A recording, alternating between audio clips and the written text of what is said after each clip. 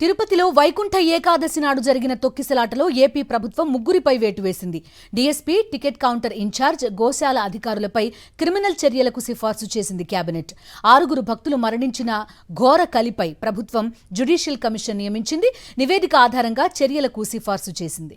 ఈ ఏడాది జనవరి 8న తిరుపతి బైరాగి పట్టెడ వద్ద ఉన్న పద్మావతి పార్క్ వద్ద వైకుంఠ ఏకాదశి టికెట్ల జారీ క్యూలైన్ల దగ్గర తీవ్ర తొక్కిసలాట జరిగింది. టీటీడీ ఏర్పాటు చేసిన 9 కౌంటర్ల క్యూలైన్ల వద్ద వేల సంఖ్యలో భక్తులు రావడం, సరైన భద్రత లేకపోవడంతో తొక్కిసలాటకు దారితీసింది. 5 భక్తులు అక్కడికక్కడే ప్రాణాలు కోల్పోగా, రైల్వే స్టేషన్ ఎదురుగా ఉన్న విష్ణు నివాసం టికెట్ల జారీ కేంద్రం వద్ద ఒకరు ప్రాణాలు కోల్పోయారు.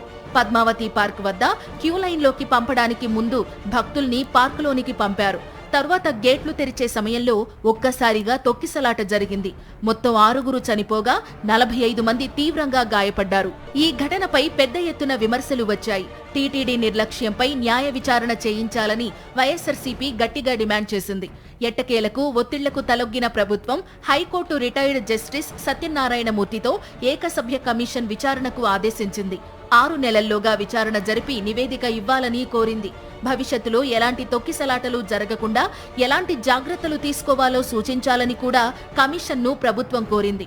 తిరుపతి కలెక్టరేట్లో కేటాయించిన జ్యుడిషియల్ కమిషన్ కార్యాలయంలో టీటీడీ అధికారులు, జిల్లా కలెక్టర్, ఎస్పీ, ఇతర అధికారులు, మృతుల కుటుంబీకులు, గాయపడిన వారిని కమిషన్ విచారించింది. ప్రభుత్వం విధించిన గడువులోగానే జస్టిస్ సత్యనారాయణమూర్తి కమిషన్ విచారణ పూర్తి చేసి నివేదికను అందించింది. ఈ నివేదికపై గురువారం జరిగిన కేబినెట్ సమావేశంలో చర్చించారు.